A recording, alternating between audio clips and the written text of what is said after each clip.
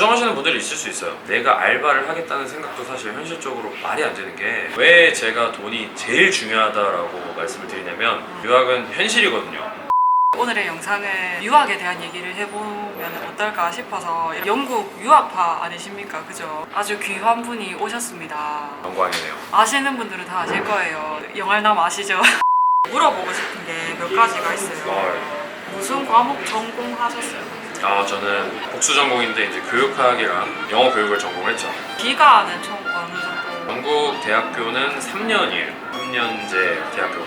유학 가시기 전에 영어 실력이 얼마나 되셨나요? 이거 진짜 많이 듣거든. 네, 워홀 가기 전에도 진짜 많이 들었어요. 점수로 말씀을 드릴게요. 네. 수능을 1등급을 못 받았어요. IELTS로 따졌을 때는 저는 7.0이었어요. 진짜 잘하셨네. 네. 그러니까 어떻게 보면 이렇게 보시면 돼요. 대학교에 겨우 입학한 느낌의 영어 실력이었다. 원어민 대화에 쉽사리 낄 수도 없었고, 독해를 하라 그러면은 저는 한 4-5배 이상 시간이 더 필요했던 것 같아요. 영국 유학을 선택하게 된 계기? 제가 원래 축구를 또 좋아했었고, 남들 다 미국 갈 때 제가 원래 인디병이 있어요. 멋진 척 하다가 영국에 간 건데 잘 맞아서.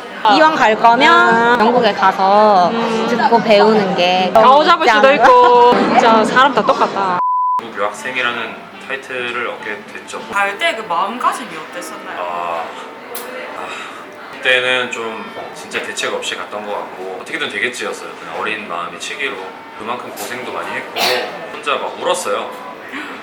아침에 학교를 가야 되는데 머핀을 먹다가 울었어요. 저 혼자 진짜. 눈물 젖은 몸 타지에 온 외국인, 외롭고 영어도 못해, 공부도 못해, 친구도 없어. 만약에 다시 유학을 가게 된다면 이거는 하고 싶다고. 딱 한 가지 후회가 있는 게 있다면, 외국인들이랑 함께하는 동아리 활동 같은 거를 조금 더 적극적으로 참여해보고 싶은 생각이에요. 공부 따라가느라 바빴고, 원래 야싼데. 갑자기요? 유학을 본인 스스로 다 알아보시고 간 건가요? 그렇죠. 팜플렛 하나 받고 유학원 알아보고 막 그런 식으로 해서 이제 갔죠. 그럼 유학원에 도움을 받고 가신 건가요? 네. 어느 유학원인지 말씀해 주실 수 있어요? 삐처리 할게요. 유학원이에요. 말씀해 주세요. 네? 어느 유학원이지? 그게 유학원이라기보다는 교육기관인데 IEN이라고. IEN. 이거 자막 띄어야겠다. 도움을 받고 가셨다고 했잖아요. 네. 비용? 비용 당연히 저희 부모님 등골을 빼먹을 수밖에 없는 처죠. 이런 등골 브레이커. 네, 그렇죠. 등골 어쩔 수 없어요. 제가 말씀드렸잖아요. 어떡해. 제가 당시에 수천만 원의 돈을 어떻게 보겠습니까? 장기를 팔 수도 없잖아요. 저는 뭐 가장 중요한 거 먼저 핵심부터 말하는 거 좋아하거든요. 네. 왜 제가 돈이 제일 중요하다라고 말씀을 드리냐면, 유학은 현실이거든요. 유학을 할 수 있다 없다를 판가름짓는 게 돈이에요. 제일 안타까운 경우가 뭐였냐면은, 유학 준비를 진짜 열심히 했어요. 성적도 되게 좋아요. 근데 막상 이제 학비 1년치 학비를 먼저 내고 나서 이제 학교에 입학을 해야 되는데 집안이 좀 힘든 거예요.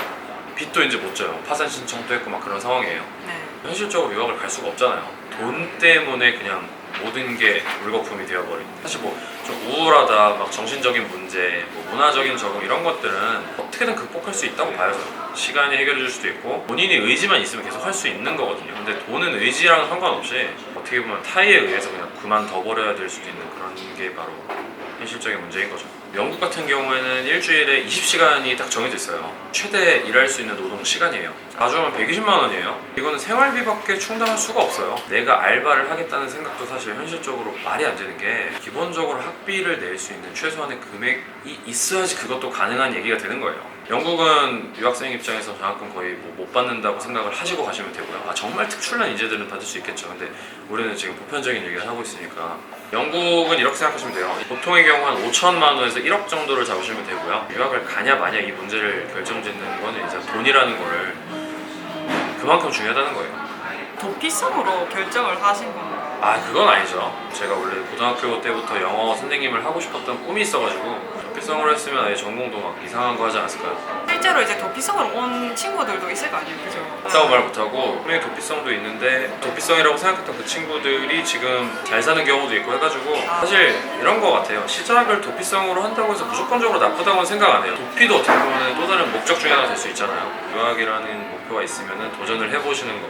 도피도 어쨌든 도전이잖아요. 아무나 가는 거 아니니까 그거 자체로도 저는 중요하다고 생각을 하는. 첫날 도착했을 때 심정. 처음 도착했을 때가 2011년, 아직도 기억이 나네요. 9월이었고요. 배낭 하나 메고 유학 갔거든요. 저 같은 유학생이 없었어요. 그때. 주소도 모르고 왔어요. 왜냐면 숙소도 없었거든요. 그래서 제가 알고 있는 거 그냥 저희 학교 이름밖에 없어서 택시를 무작정 잡아서 그 학교로 가달라고 말했어요. 뭐요? 그날 어디서 묵으신 거예요? 당연히 이제 게스트하우스 같은 데서 일주일 정도 묵으면서 그때부터 기숙사를 알아봤어요. 어렸을 때 그냥 개념이 없어갖고 그랬던 것 같아요. 그래 2011년 몇 살 땐가요? 몇 살? 21살이죠. 그럴만도 하다. 유럽 여행 온 느낌도 좀 났고 사실 네 그런 느낌 들지. 살짝 떨리기도 하고 이질적이기도 하고 설레기도 하면서 좀 약간 무섭기도 하고 막막하기도 하고. 현타 오면서 그죠? 네, 진짜 현타 와요. 택시 안에서 현타 왔어요.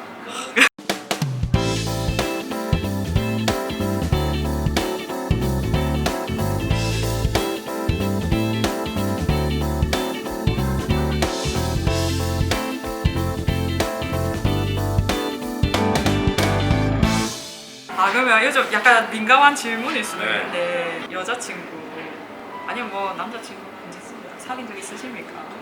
유학 가서 네.